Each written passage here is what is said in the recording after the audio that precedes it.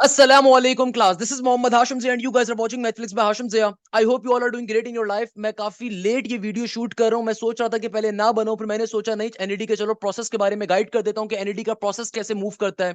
वो तमाम बच्चे जो आज पास हो गए हैं, मेरी तरफ से बहुत सारी मुबारकबाद उनको. और वो बच्चे जो फेल हो गए हैं, बेटा आपने दिल छोटा नहीं करना. जिंदगी में देखो इश्क के इम्तिहान बहुत सारे मिलते हैं, जिंदगी के अंदर ठोकरें भी लगती हैं, इन ठोकरों से इंसान सीखता है.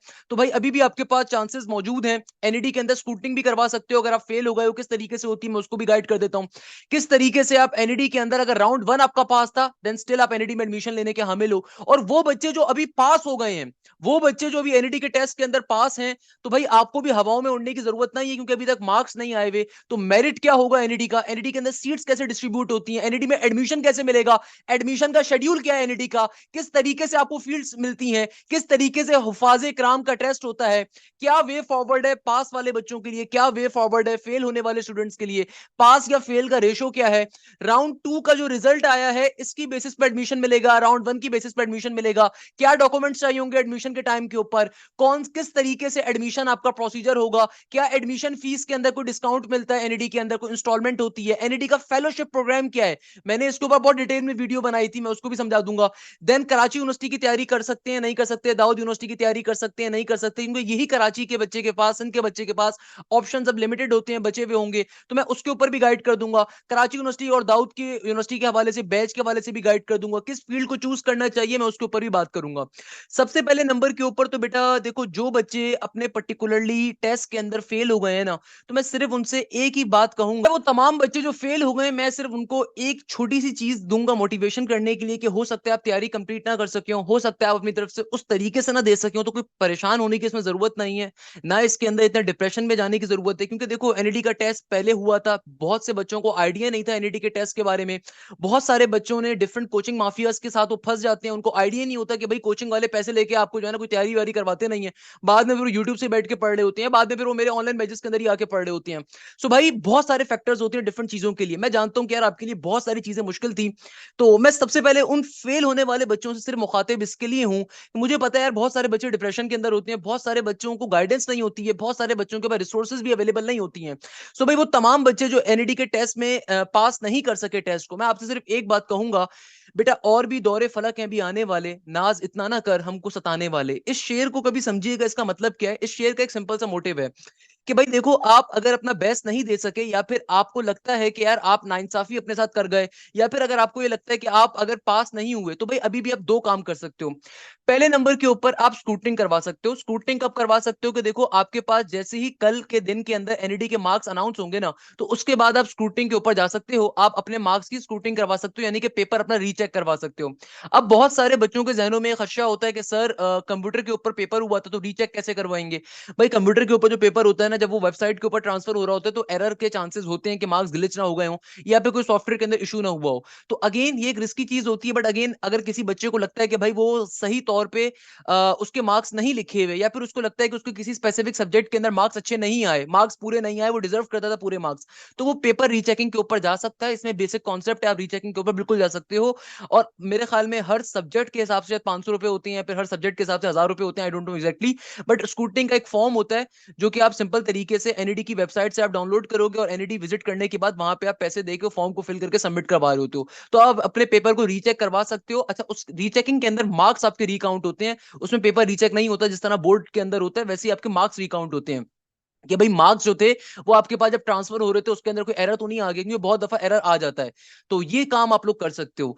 दूसरे नंबर के ऊपर मैं आप तमाम लोगों से अगेन मुखातिब होकर ये कहूंगा कि बेटा देखो, हिम्मत नहीं हारनी है. आपके पास अभी दाऊद यूनिवर्सिटी का टेस्ट मौजूद है, आपके पास कराची यूनिवर्सिटी का भी टेस्ट मौजूद है. दाऊद का टेस्ट आपके पास आ रहा है तकरीबन 24 को अगस्त को आ रहा है, तकरीबन तकरीबन आपके पास जो अगस्त की, आपके पास अगस्त की 11 तारीख को शायद नहीं है, अगस्त की 11 को है, या अगस्त की मिड के अंदर आपके पास आ रहा है दाऊद यूनिवर्सिटी का टेस्ट, सही है ना. अच्छा, कराची यूनिवर्सिटी का जो टेस्ट है नवंबर में आएगा. इसके अलावा बीच में आपके पास सर सैयद यूनिवर्सिटी का टेस्ट अवेलेबल है, इसके अलावा बहरिया यूनिवर्सिटी का टेस्ट अवेलेबल है, इसके अलावा आपके पास अभी जेबिस का टेस्ट अवेलेबल है, इसके अलावा आपके पास अभी डीएचएस सोफा का टेस्ट अवेलेबल है.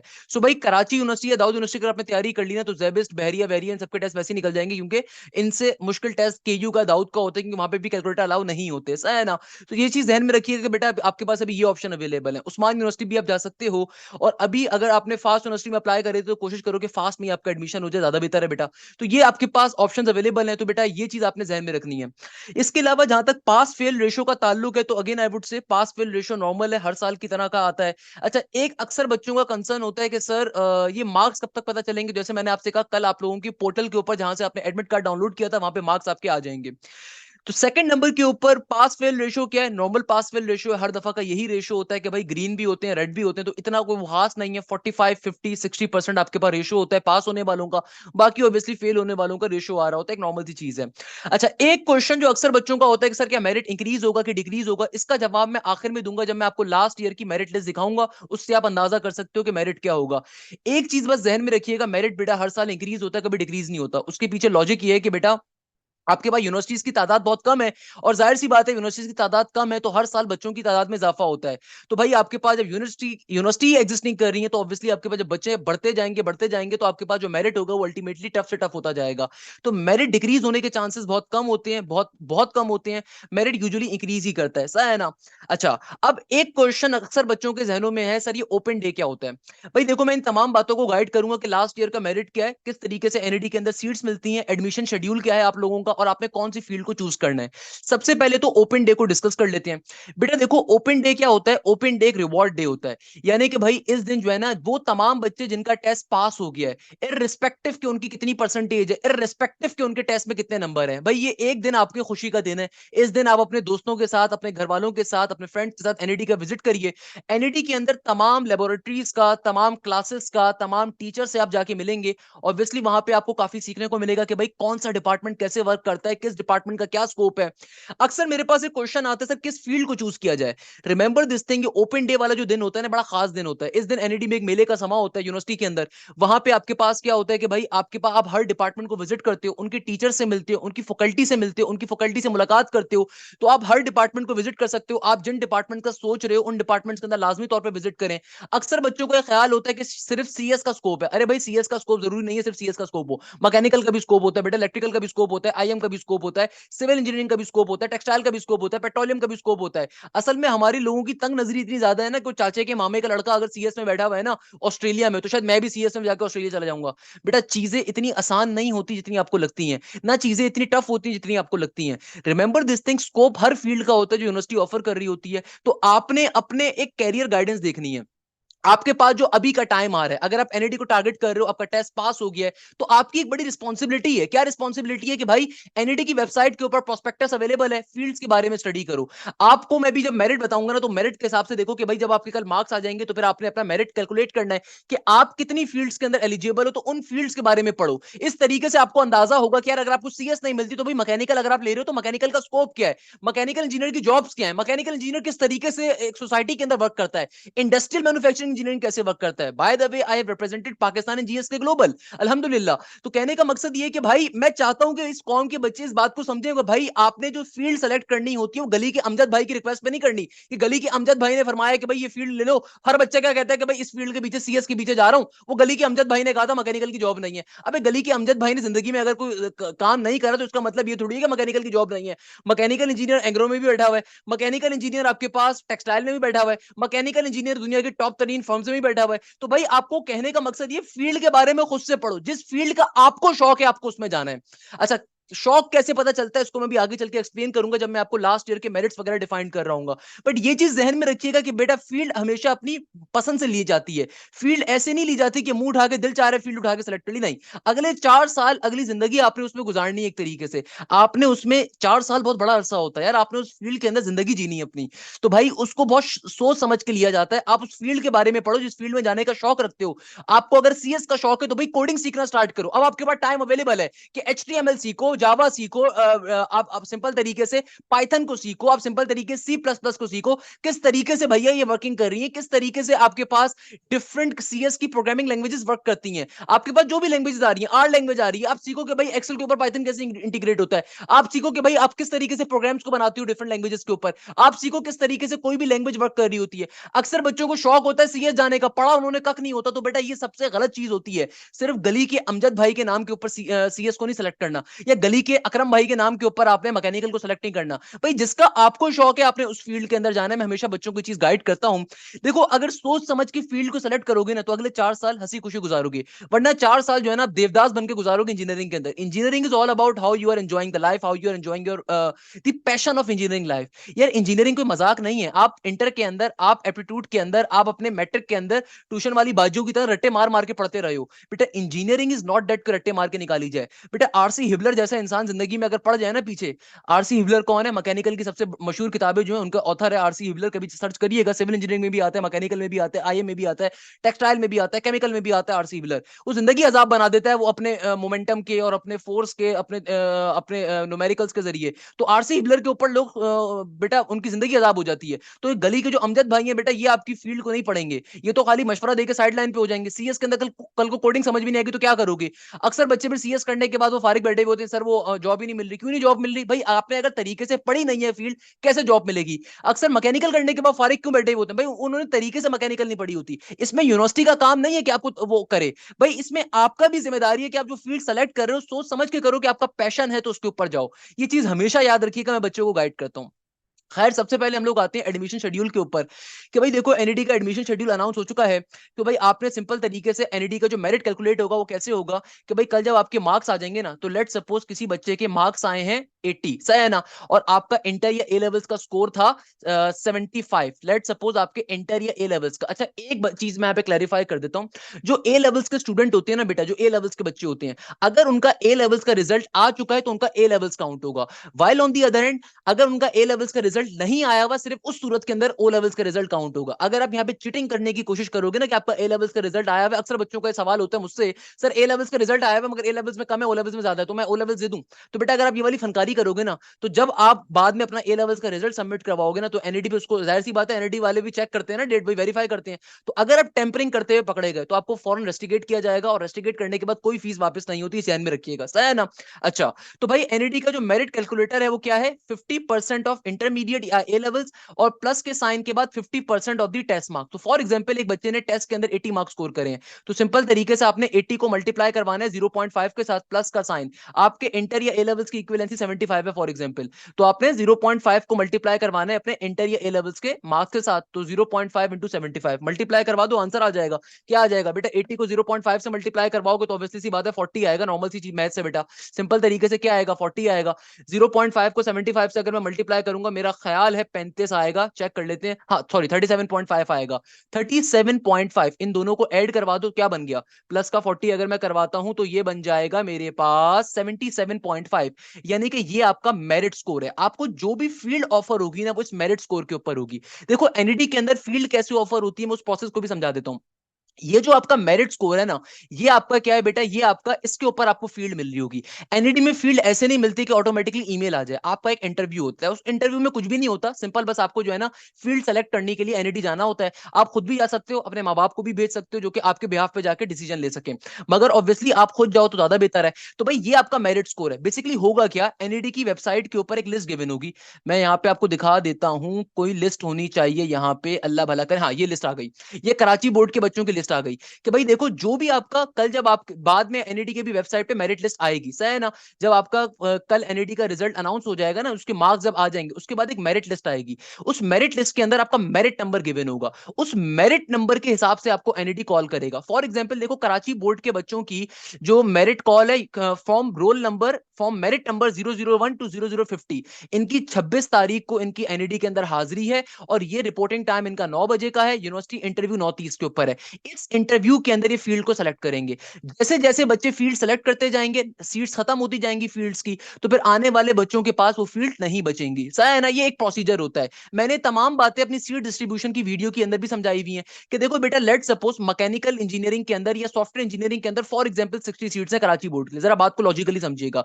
लेट सपोज कराची बोर्ड के अंदर 60 सीट्स हैं सॉफ्टवेयर इंजीनियरिंग के लिए। अब लेट सपोज शुरू के 50 बच्चों ने 20 सीटें ले ली सॉफ्टवेयर की। भाई हर बच्चे का शौक थोड़ी होता है सॉफ्टवेयर, जो स्टार्टिंग के अंदर होता है, ऐसे मेरा शौक नहीं था कभी भी सॉफ्टवेयर पढ़ने का।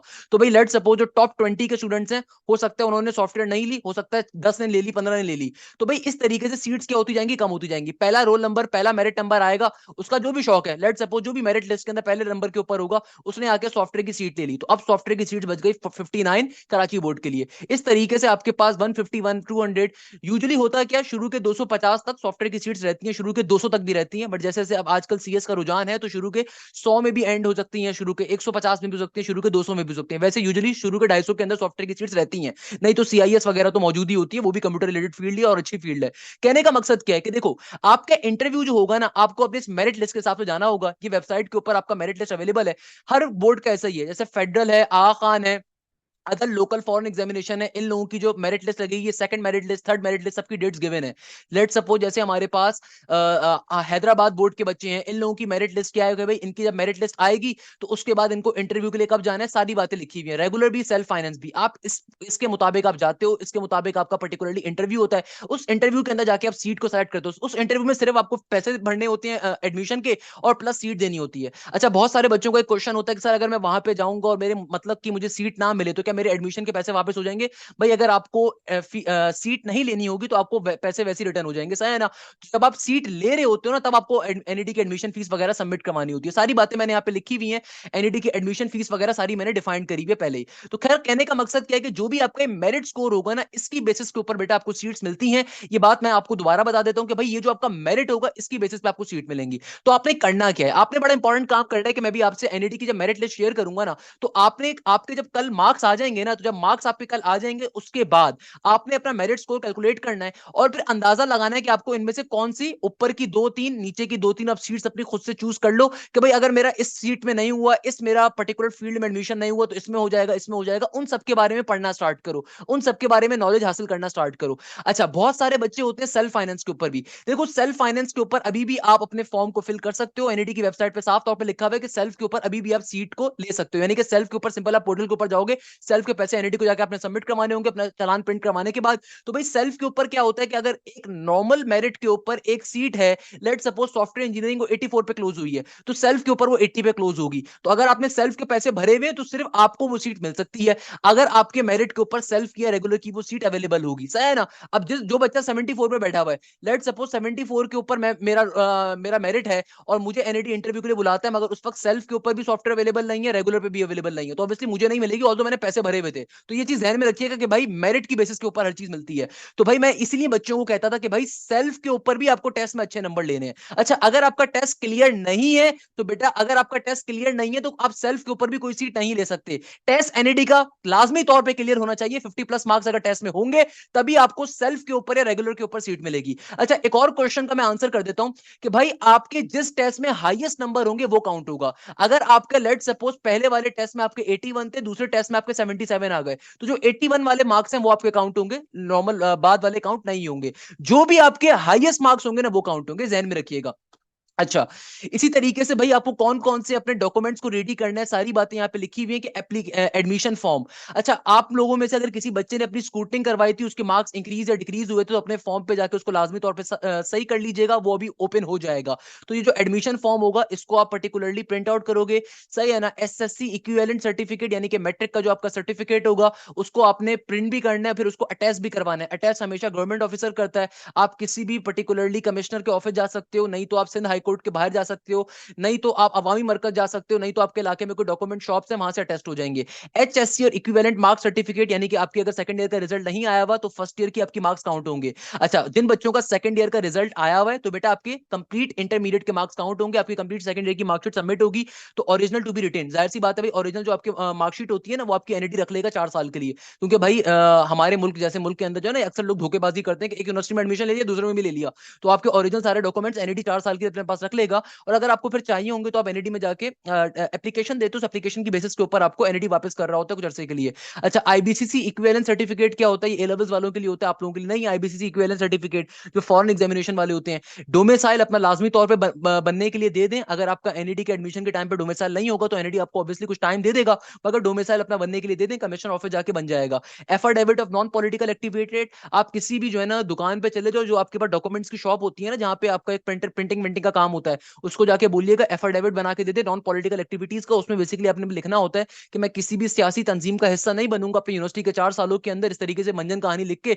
अपना नाम, अपने वाले साहब का नाम, अपना सीएनआईसी नंबर और 2-3 ठप्पे लगवाने होते हैं, उसको अंदर जो है अटैच करना होता है। आपका जो सीएनआईसी है बेफॉर्म होगा, उसकी 2 फोटोकॉपी चाहिए होंगी। अच्छा, आपके एडिशनल डॉक्यूमेंट्स, अगर आप हाफिज कुरान है तो आपका टेस्ट होगा हाफिज कुरान का, मैं आगे चल के बता रहा हूं आप लोगों को किस दिन टेस्ट है वो, सही है ना। इसके अलावा बेटा हाफिज कुरान की जो आपकी ओरिजिनल सनद होगी वो एनईडी रख लेगा। माइग्रेशन सर्टिफिकेट क्या होता है कि यार आपने अगर फर्स्ट ईयर का एग्जाम एक बोर्ड में दिया, या आपने मैट्रिक एक बोर्ड से करा था, इंटर आपने किसी और बोर्ड से करा, तो आपका माइग्रेशन सर्टिफिकेट बनेगा होगा, तो वो ओरिजिनल और उसकी 2 फोटोकॉपी चाहिए होंगी। अच्छा, मेडिकल के लिए आपको ये वाला काम भी लाजमी तौर पर करवा लीजिएगा कि भाई चेस्ट का एक्सरे क्यों चाहिए होता है? 2-3 चीजें ध्यान में रखिएगा।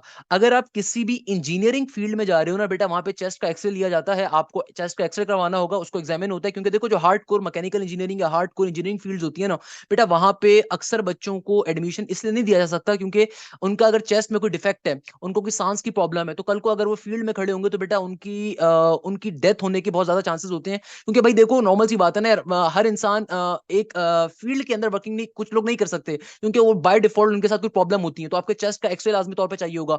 2 पासपोर्ट साइज फोटोकॉपीज चाहिए होंगे। मेट्रिकुलेशन का सर्टिफिकेट और उसके अटेस्टेड कॉपीज चाहिए, सही है ना।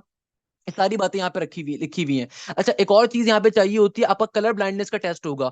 वो बच्चे जो मैकेनिकल में एडमिशन लेने के ख्वाहिशमंद है, या इंडस्ट्रियल मैन्युफैक्चरिंग के अंदर या कंप्यूटर इंजीनियरिंग के अंदर, जो इंजीनियरिंग की फील्ड्स होती हैं, वहां पे आपका कलर ब्लाइंडनेस टेस्ट भी होता है। कुछ बच्चे कलर ब्लाइंड होते हैं, जो कलर ब्लाइंड होते हैं ना, वो इन फील्ड्स में नहीं जा सकते। हाँ, वो सॉफ्टवेयर इंजीनियरिंग में चले जाएंगे, वो बीसीआईटी में चले जाएंगे, वो दूसरी इस तरह की फील्ड्स में चले जाएंगे, मगर वो कभी भी आपके पास जो हार्ड कोर इंजीनियरिंग फील्ड्स होती हैं, जहां पे वायर्स का काम होता है, वहां पे जाते हुए उनको मसला होगा। तो कलर ब्लाइंडनेस का अपना टेस्ट आपको एनईडी खुद लेगा आप लोगों का। अच्छा, ये एनईडी के अंदर तमाम फील्ड्स हैं। मैंने तमाम चीजें सीट डिस्ट्रीब्यूशन वीडियो में ऑलरेडी कवर करवाई हुई है, तो उसको वहां से देख सकते हैं आप लोग।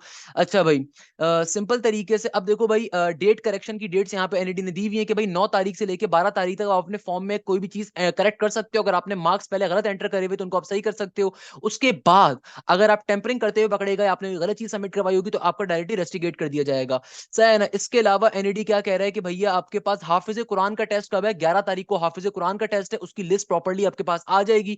ओपन डे के बारे में मैंने आपको ऑलरेडी बता दिया कि भैया ओपन डे क्या होता है।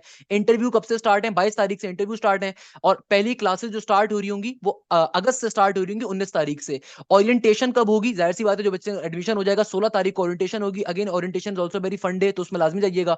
मेरिट लिस्ट आपकी कब से लगना स्टार्ट हो जाएंगी? 19 तारीख को मेरिट लिस्ट लगेगी, सही है ना। अच्छा, अब ये सारी की सारी जो है ना, ये उन्होंने इंटरव्यू डेट्स बताई हुई हैं कि भाई पहली कैटेगरी जो है एनईडी के टीचिंग स्टाफ्स की, उनकी आपके पास कब इंटरव्यू डेट आ रही है। मीरपुर खास, हैदराबाद, सकर, लड़काना, नवाबशाह बोर्ड्स की आपके पास जो इंटरव्यू डेज हैं वो कब आ रहे हैं। तो जब जब आपकी मेरिट लिस्ट आ जाएगी ना, उसमें मेरिट नंबर को देखते हुए आपने देखना है। For example, let me give you basic concept. क्या है, लेट सपोज अगर मेरा मेरिट नंबर आता है 13वां मीरपुर खास बोर्ड से, तो मुझे साफ तौर पे दिख रहा है मीरपुर खास बोर्ड की मेरिट लिस्ट कब है भाई? सुबह 10 से लेकर 10:30 के दरमियान मुझे पहुंचना होगा, 10 बजे से पहले पहले। 23 तारीख को मेरा है। और याद रखिएगा, आपका जिस दिन इंटरव्यू है उस दिन लाजमी तौर पे एनईडी जाना है। अगर आपने मिस कर दिया ना दिन, तो बेटा आपकी सीट निकल जाएगी। फिर आपको जब आप अगले दिन आप जाओगे ना, तो उस वक्त जो सीट्स अवेलेबल होंगी आपको सिर्फ वो मिल सकती हैं। ये चीज ध्यान में रखिएगा बेटा, क्योंकि एनईडी के अंदर फर्स्ट कम फर्स्ट सर्विस की बेसिस के ऊपर होता है। जो आपका मेरिट है उस मेरिट के ऊपर आपको जाना है। आप अपनी सीट छोड़ोगे, 10,000 बच्चा लाइन में खड़ा होगा सीट लेने के लिए। अच्छा भाई, स्पॉन्सर की कैटेगरी की लिस्ट क्या है? स्पॉन्सर की कैटेगरी की सीट्स यहाँ पे रखी हुई हैं। अच्छा, एनईडी के अंदर इस साल कंप्यूटर के अंदर सेल्फ और स्पॉन्सर की बहुत सारी सीट्स ऐड की गई हैं, तो अगर आपके वालिदैन अफोर्ड कर सकते हैं तो सेल्फ और स्पॉन्सर लाजमी तौर पर बने, मैं तो आपको मशवरा दूंगा। इसके अलावा कराची बोर्ड की देखो ये मेरिट लिस्ट कोई गिवन है। मैं आपको एक चीज बहुत कैटेगोरिकली बता देता हूं कि देखो बेटा, शुरू के जो 500-400 बच्चे होते हैं ना, सिर्फ कंप्यूटर की फील्ड नहीं मिल सकेंगी मेरिट के ऊपर। बाकी फिर जाहिर सी बात है, आपके पास रेगुलर सेल्फ फाइनेंस के ऊपर शुरू के 700 बच्चों को ही खाली आपको सेल्फ फाइनेंस के ऊपर या स्पॉन्सर के ऊपर ही शुरू के 700 750 बच्चों को जो है ना, खाली सॉफ्टवेयर की और दूसरी कंप्यूटर की फील्ड सेल्फ पे भी मिल सकती है, सही ध्यान में रखिएगा। और शुरू के जो 1600 बच्चे होंगे ना, सिर्फ पहली मेरिट लिस्ट में उनका नाम आएगा, फिर सेकंड मेरिट लिस्ट आती है, फिर थर्ड मेरिट लिस्ट आती है। बट अगेन, अगर कोई बच्चा लेफ्ट आउट करेगा तो फिर सेकंड मेरिट लिस्ट आएगी, कोई बच्चा लेफ्ट आउट करेगा, कोई अपनी सीट छोड़ेगा तो थर्ड मेरिट लिस्ट आएगी। तो याद रखिएगा शुरू के जो 1600 बच्चे होते हैं ना, उनका एडमिशन कंफर्म होगा। तो जब मेरिट लिस्ट आ जाए तो ध्यान में रखिएगा कि जब एनईडी की मेरिट लिस्ट आ जाए तो शुरू के जो 1600 बच्चे होंगे ना, उनका एडमिशन कंफर्म है, सही है ना, क्योंकि एनईडी के पास है इतनी सीट्स। तो शुरू के 1600 बच्चों का एडमिशन कंफर्म होता है। अब ये जब सीट छोड़ेंगे तो फिर सेकंड लिस्ट थर्ड लिस्ट आ रही होती है, उसके अलावा नहीं आती। क्लियर है बेटा? अच्छा, इसी तरीके से फोर्थ लिस्ट आती है, फिर आखिर तक आपके पास सीट्स बहुत कम बच रही होती हैं। अच्छा, एनईडी की मेन वेबसाइट के ऊपर प्रोस्पेक्टस गिवन है, उसको लाजमी तौर पे पढ़ें। एनईडी की मेन वेबसाइट के ऊपर पूरा डेटा, पूरी डिटेल्स वगैरह सब चीजें गिवन है।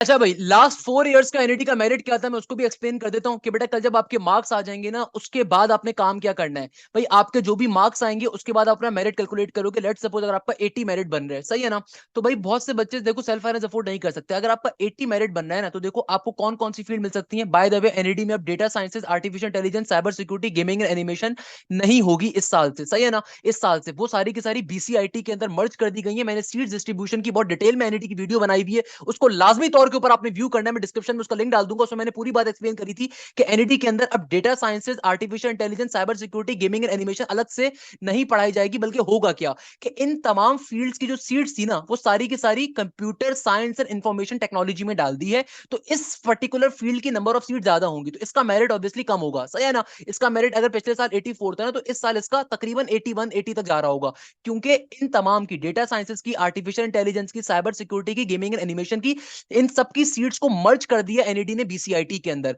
और होगा क्या कि चूंकि ये सारी की सारी फील्ड सीएस की सब डोमेन्स की फील्ड्स होती हैं, सही है, तो इन सारी सीट्स को एनईडी ने इसी के अंदर मर्ज कर दिया है। तो आप एक साल बीसीआईटी के अंदर पहले आप पढ़ोगे, उसके बाद जो आपकी पहले साल की जीपीए होगी ना, उसकी बेसिस पे एनईडी आपको ऑप्शन देगा। जो हायर जीपीए वाले होंगे वो आर्टिफिशियल इंटेलिजेंस में जा सकते हैं, उसके बाद साइबर सिक्योरिटी में, देन डेटा साइंसेज में, देन गेमिंग एनिमेशन के अंदर। तो याद रखिएगा एनईडी ने अब एक काम क्या किया था, इसको मैंने अपनी सीट डिस्ट्रीब्यूशन वीडियो में भी बताया था कि data sciences, artificial intelligence, cyber security और गेमिंग एंड एनिमेशन को एनईडी ने बीसीआईटी में मर्ज कर दिया है। तो अब सारे बच्चे बीसीआईटी में एडमिशन लेंगे इस साल से, जिनको डेटा साइंसेज पढ़ना है, आर्टिफिशियल इंटेलिजेंस पढ़ना है, गेमिंग एंड एनिमेशन पढ़ना है, साइबर सिक्योरिटी पढ़ना है, तो वो अपना एक साल बीसीआईटी में पढ़ेंगे, कंप्यूटर इंजीनियरिंग के अंदर पढ़ेंगे। और उस एक साल के अंदर वो जितनी हाईएस्ट जीपीए स्कोर करेंगे, उसकी बेसिस के ऊपर पर्टिकुलरली उनको जो है ना चॉइस दी जाएगी कि वो इधर अपना अपना स्पेशलाइजेशन है वो डेटा साइंसेज में करें, आर्टिफिशियल में करें, साइबर सिक्योरिटी में करें, गेमिंग एंड एनिमेशन करें, on the basis of their GPA. तो आपकी जिंदगी में देखो स्ट्रगल कभी खत्म नहीं होगी, हर जगह मुकाबला है। अच्छा, बाय द वे, मेडिकल वालों की बहुत सारी सीट्स का एनईडी ने इजाफा करा था। मैंने अगेन सीट डिस्ट्रीब्यूशन वीडियो में बताया हुआ है कि प्री मेडिकल की बहुत सारी सीट्स ऐड करी है एनईडी ने। अब प्री मेडिकल का बच्चा बीसीआईटी में भी जा सकता है, सॉफ्टवेयर में भी जा सकता है, सीआईएस में भी जा सकता है, बीसीआईटी में भी जा सकता है, इसके अलावा इलेक्ट्रिकल में भी जा सकता है, आईएम में भी जा सकता है। तो ये अच्छी बात है कि भाई प्री मेडिकल का बच्चा जिनका एमबीबीएस नहीं हो पाएगा, या वो तमाम बच्चे प्री मेडिकल के जिनकी परसेंटेजेस एमबीबीएस के लिए कम है, तो बिल्कुल वो एनईडी में एडमिशन ले सकते हैं। अच्छा, दूसरे नंबर के ऊपर मैंने बहुत डिटेल में बताया हुआ एनईटी की इस साल की फीस वगैरह क्या है, सारी चीजें सीट डिस्ट्रीब्यूशन में बताई हुई है, तो मैं उसको डिस्क्रिप्शन में लिंक डाल दूंगा, उसको लाजमी तौर पे देखिएगा। अच्छा, अब देखो मैं क्या कह रहा था, मैं ये कह रहा था कि आपका जो भी मेरिट बनेगा ना, फॉर एग्जांपल एक बच्चे का 80 मेरिट बन रहा है, तो 80 मेरिट के ऊपर ये रेगुलर की कैटेगरीज है।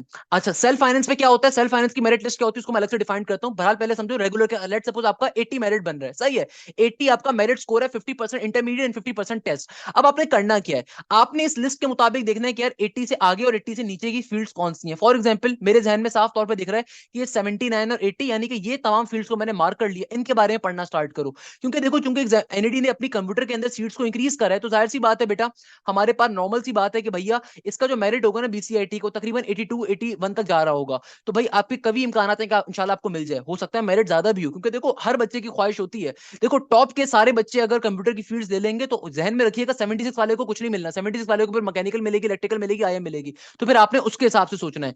याद रखिएगा, अगर आपका कंप्यूटर में नहीं हो पाता, इलेक्ट्रिकल इंजीनियरिंग के ऊपर जाओ, इलेक्ट्रॉनिक्स के ऊपर जाओ, क्योंकि ये मदर फील्ड है कंप्यूटर की, तो आप कल को अपना मास्टर्स बिल्कुल सीएस साइड पे कर सकते हो। सिमिलरली अगर आपको बहुत सारे बच्चे ऐसे होते हैं कि भाई लेट सपोज आपका मेरिट नंबर है 250, तो भाई ऐसा नहीं है कि हर बच्चा ही जाके सीएस लेगा। लेट सपोज सीआईएस के अंदर मुझे याद नहीं, मेरे ख्याल में 100 सीट्स हैं सीआईएस के ऊपर कराची बोर्ड की। तो इसका मतलब ये नहीं कि शुरू के 100 बच्चे सीआईएस लेंगे। भाई कुछ बच्चे अपनी पसंद से केमिकल भी लेते हैं, कुछ पेट्रोलियम भी लेते हैं, कुछ आईएम भी लेते हैं, कुछ मैकेनिकल भी लेते हैं। I remember one of my very close friend from my batch, आज से शायद 6 7 8 साल पहले की बात है। वो एनईडी के अंदर शायद शुरू के तीसरे मेरिट नंबर के ऊपर था, उसने मैकेनिकल सेलेक्ट करी थी और मेरा बड़ा अच्छा दोस्त है वो, सो उसने सेलेक्ट करी तो शौक ही नहीं था उसको। सिमिलरली आई रिमेंबर कि एक जमाने में पेट्रोलियम का मेरिट 82 पे क्लोज हुआ एनईडी के अंदर, 84 पे क्लोज हुआ एनईडी के अंदर पेट्रोलियम का मेरिट, तो पेट्रोलियम बड़ी बूम पे थी। तो भाई कहने का मकसद ये कि देखो जो लोअर मेरिट की फील्ड्स होती है ना, इसका मतलब ये नहीं होता कि इनका स्कोप नहीं है। अक्सर बच्चों को एक तो बेसिक बात समझ में नहीं आती, उनको लगता है कि भाई लेट सपोज अगर अप्लाइड फिजिक्स 60 के ऊपर, इसका कोई स्कोप ही नहीं है दुनिया में। लोगों को लगता है कि मटेरियल इंजीनियरिंग अगर 60 के ऊपर क्लोज हो रही है, इसका स्कोप नहीं है। भाई ये जो सीट्स होती हैं, ये जो आपके पास मेरिट आपको दिख रहा है ना, ये बच्चों के रुझान के ऊपर होता है, इसका इसका यूनिवर्सिटी के स्कोप से कोई ताल्लुक नहीं होता। अक्सर लोगों को लगता है कि भाई अगर मैनेजमेंट साइंस 69 पे क्लोज हो रही है, इसका कोई दुनिया में स्कोप नहीं है। यार what if I tell you, I know someone when I was working for a corporate sector, very global company थी, डीएसपी उसका नाम था, मैं उसके लिए काम कर रहा था। मेरे एक बड़े अच्छे दोस्त थे, वो एनआईटी के मैनेजमेंट साइंसेज के पास आउट से, वो पूरे पाकिस्तान के रेड बुल का वो प्रोडक्शन मैनेजर था, प्रोडक्शन मैनेजर था या पता नहीं क्या था वो, सॉरी ऑपरेशनल मैनेजर था। और उसकी सैलरी माशाल्लाह से बहुत अच्छी थी, मैं उस बंदे को पर्सनली जानता हूं। तो भाई किसी भी कम मेरिट वाली फील्ड का मतलब ये नहीं होता कि उसका स्कोप नहीं है। भाई ये जो मेरिट होता है ये बच्चे डिफाइन करते हैं। भाई आप अगर एक अच्छा पढ़ने वाला बच्चा सॉफ्टवेयर में जाकर एडमिशन लेगा, तो इसका मतलब ये थोड़ी कि सॉफ्टवेयर का मेरिट है, सॉफ्टवेयर का स्कोप अच्छा है। भाई सॉफ्टवेयर से भी हर बंदा जो निकलने के बाद उस पर डिपेंड करता है वो किस तरीके से अपनी जिंदगी के अंदर प्रोग्रेस करता है।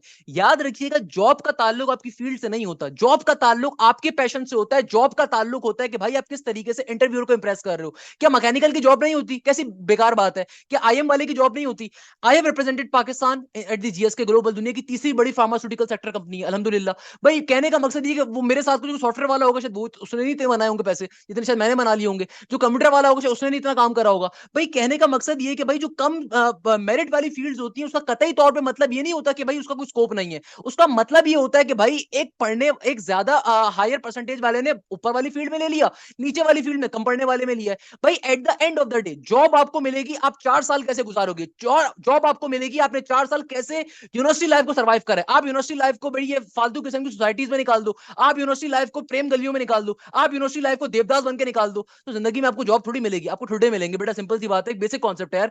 मतलब कौन कहता है पाकिस्तान में जॉब नहीं है? देखो पाकिस्तान में बिल्कुल जॉब्स अवेलेबल है। ये इंतहाई बेकार बात करते हैं कि पेट्रोलियम की जॉब नहीं है, इसकी जॉब नहीं है। यार I am engineer as well, है ना। मेरे सामने कोई इंजीनियर लेकर आओ जो कहता है कि तुम्हारे पास मैकेनिकल की जॉब नहीं है, इलेक्ट्रिकल की जॉब नहीं है, मैंने 2 मिनट में उसके अगर जॉब्स का भुरताना निकाल दिया ना, तो मेरा नाम भी हाशिम जैन। उसके पीछे रीजन है यार, ये जो कहते हैं ना कि जॉब नहीं है, इन्होंने जिंदगी में कुछ पढ़ा नहीं होता। इनसे इनकी जीपीए पूछो, जीपीए इनकी 2.4 है। इनको इनके घर वाले घास नहीं डालते या बाहर जाके भाषण देते हैं कि भाई जॉब नहीं है। तो भाई ये इंतहाई गलत अप्रोच होती है। इंजीनियरिंग सेक्टर के अंदर याद रखिएगा, हर इंजीनियर की वर्थ होती है जिसने ढंग से पढ़ा हो। आप इंटरव्यूअर को इंप्रेस कर, यार आपको अगर सीवी बनानी नहीं आती वो कौन जॉब देगा? मेरे पास अगर मैं आज जॉब पोर्टल अपना ओपन कर दूं, 50 ऐसे बच्चे आ जाएंगे जिनको बेसिक सीवी बनानी नहीं आती, उनको ईमेल करनी नहीं आती, तो उनको जॉब थोड़ी मिलेगी। देखो कुछ चीजें होती हैं जो आपको ग्रूमिंग करने पे मिलती हैं, कुछ चीजें ऐसी होती हैं जो बेटा आपको खुद से अचीव करनी होती है। भाई आपको एक स्कोप अपना खुद से भी डेवलप करना पड़ता है, नॉर्मल सी बात है। आप कभी जाके लिंक्डइन देखो, आपकी लिंक्डइन नहीं बनी हुई होगी किसी बच्चे की ढंग की। तो भाई लिंक्डइन के ऊपर एक्टिव होने पे जॉब मिलती है। जॉब मिलती है आप किस तरीके से इंटरव्यू को इंप्रेस करते हो, किस तरीके से आप इंटरव्यू देते हो। ये चीज अक्सर बच्चों को नहीं पता होती। तो मैं हमेशा बच्चों से कहता हूं कि देखो लेट सपोज अगर आपका 80 मेरिट बन रहा है, तो आप अपने शौक के ऊपर, जो आपको इलेक्ट्रिकल इंजीनियरिंग का शौक है उसके बारे में पढ़ो, उसके अंदर बिल्कुल जाओ आप। भाई हर चीज की जॉब है। I know thousands of examples यार। लोग कहते हैं पेट्रोलियम की जॉब नहीं है। One of my very close friend is currently working with I guess petroleum की शायद बिगेस्ट एमएनसी है वो इस्लामाबाद के अंदर रिलोकेट होती है, कभी कराची होती है, कभी इस्लामाबाद होती है, कभी मरीब में घूम रही है, कभी सरीना होटल के अंदर उसका स्टे चल रहा है। एनईडी की पेट्रोलियम इंजीनियर है, मैं बड़े अच्छे से जानता हूँ, मेरी बड़ी अच्छी दोस्त है। तो द पॉइंट इज दैट कि भाई जॉब्स तो हैं, और लोग फिर इंजीनियरिंग करने के बाद डिफरेंट सेक्टर में चले जाते हैं। भाई बेताशा लोग चले जाते हैं, मैकेनिकल वाला सप्लाई चेन में आ सकता है, इंडस्ट्रियल वाला सप्लाई चेन में आ सकता है, इंडस्ट्रियल साइड पे जा सकता है, सॉफ्टवेयर वाला प्रोडक्शन डेवलपमेंट में चले जाता है, सॉफ्टवेयर वाला आपके पास प्रोडक्ट डेवलपमेंट में जा सकता है, सॉफ्टवेयर वाला प्रोडक्ट मैनेजमेंट में जा सकता है। There are thousands of opportunities. देखो याद रखिएगा, जॉब आपको मिलेगी आपकी काबिलियत के ऊपर, जॉब यूनिवर्सिटी के नाम पे नहीं मिलती। यूनिवर्सिटी आपको एक जगह तक पहुंचा देगी, मगर आज जितनी भी एमएनसीज कंपनीज है ना, उनके 10,000 किस्म के इंटरव्यूज होते हैं। वो 2 मिनट में पिक करते हैं कि बेटा ये बंदा कैसा है, 2 मिनट में पिक करते हैं बंदा कितना झूठा है कितना झूठा नहीं है।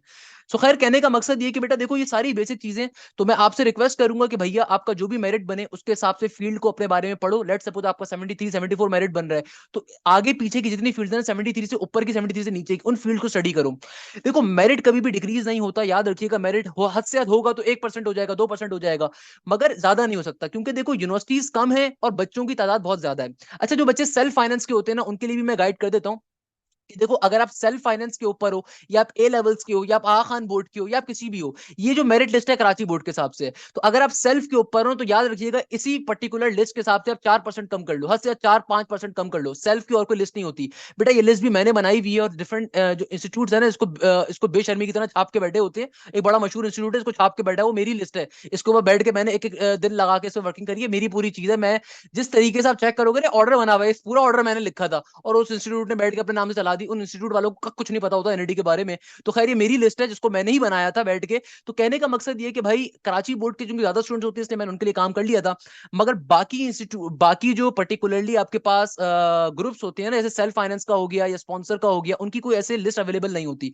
मैं आपको गाइडेंस दे देता हूँ एक बेसिक, कि देखो लेट सपोज सॉफ्टवेयर इंजीनियरिंग अगर 86 पे क्लोज हो रही है, अल्लाह भला करे, कराची बोर्ड के लिए, तो भाई याद रखिएगा ए लेवल्स वालों की सीट्स कम है, हैदराबाद वालों की सीट्स कम है, सक्कर की, मीरपुर खास की सीट्स कम है। तो आपके लिए या तो इतने ही परसेंटेज पे आपकी क्लोज हुई होगी, इतनी मेरिट के ऊपर, नहीं तो इससे ज्यादा ही मेरिट होगा, क्योंकि आप लोगों की सीट्स कम है। अच्छा, कराची बोर्ड की जो सेल्फ की लिस्ट होगी ना, उसके अंदर आप 3 से 4% को खुद ही माइनस कर दो। लेट सपोज अगर सॉफ्टवेयर 86 के ऊपर क्लोज हुई है रेगुलर कैटेगरी के ऊपर, तो सेल्फ के ऊपर तकरीबन 82-81 पे क्लोज हो रही होगी इस साल। सही है ना? सीआईएस अगर 83 पे क्लोज हुई है, तो इस साल वो 80 के ऊपर या 79 के ऊपर क्लोज हो रही होगी। अगर बीसीआईटी पहले 84 पे हुई थी, तो इस साल 77-75 तक हो जाएगी। तो ये अपने जहन पे आप खुद बना सकते हो। अगेन इसके पीछे कोई रॉकेट साइंस नहीं होती, कोई मुश्किल चीज नहीं होती, बेसिक चीज है।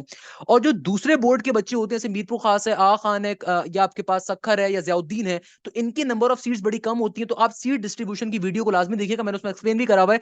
तो भाई उनकी सीट्स चूंकि कम होती है, तो उनका मेरिट काफी हाई होता है, क्योंकि भाई कम सीट्स पे बहुत कम सीट्स और बहुत बच्चों का मुकाबला होता है। तो ये चीज जहन में रखिएगा।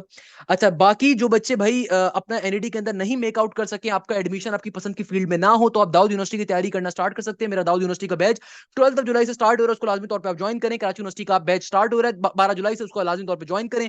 तो यहीं पे इस क्लास को एंड करूंगा, इस उम्मीद के साथ कि आप जाएं, जैसे खैरियत होंगे। मुझे बहुत सारी दुआओं में याद रखिएगा। जज़ाकल्लाह, thank you so much. Hashim Zia signing of.